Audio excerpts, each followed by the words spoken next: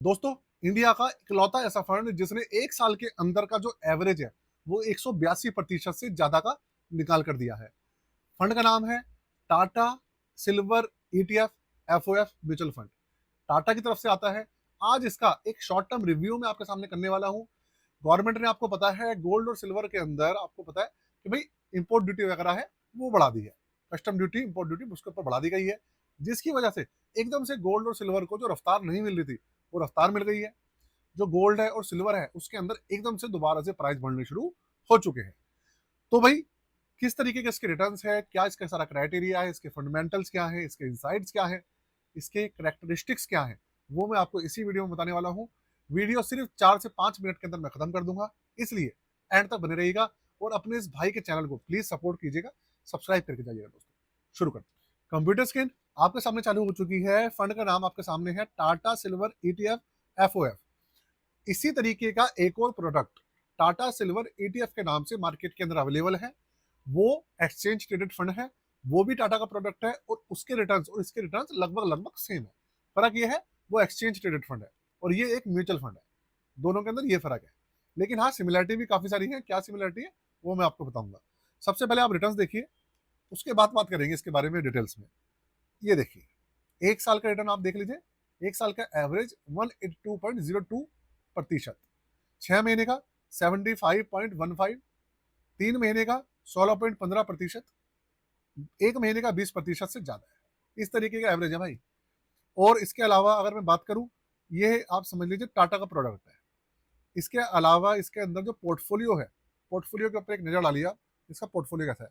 97.07% के आसपास सारी हिस्सेदारी जो इसके अंदर है वो है टाटा सिल्वर ईटीएफ की जो यूनिट्स हैं, जो इसका एक्सचेंज ट्रेडेड फंड है उसके अंदर शामिल है। मैंने आपको बताया था कि टाटा सिल्वर ईटीएफ जो है उसका और इसका दोनों का नाता है, दोनों सेम ही है, फर्क नहीं है दोनों के अंदर। बस ये है कि भाई बेंचमार्क सेम है दोनों का, म्यूचुअल फंड हाउस सेम है और उसके यूनिट इसके अंदर शामिल है, तो भाई सेम तो हो ही गए ना। तो ये सब चीजें हैं दोस्तों। और 3% का इन्होंने क्या किया हुआ, कैश होल्ड किया हुआ है। अगर कोई रिटर्मशन डालता है, कोई एग्जिट करता है, जिससे कि उसको एकदम से पैसा मिल जाए इन्वेस्टर को, इसलिए इन्होंने 3% के आसपास कैश भी होल्ड किया हुआ है। बहुत ज्यादा कुछ समझने के लिए नहीं है इसके पोर्टफोलियो में, बस थोड़ा सा गणित है दोस्तों।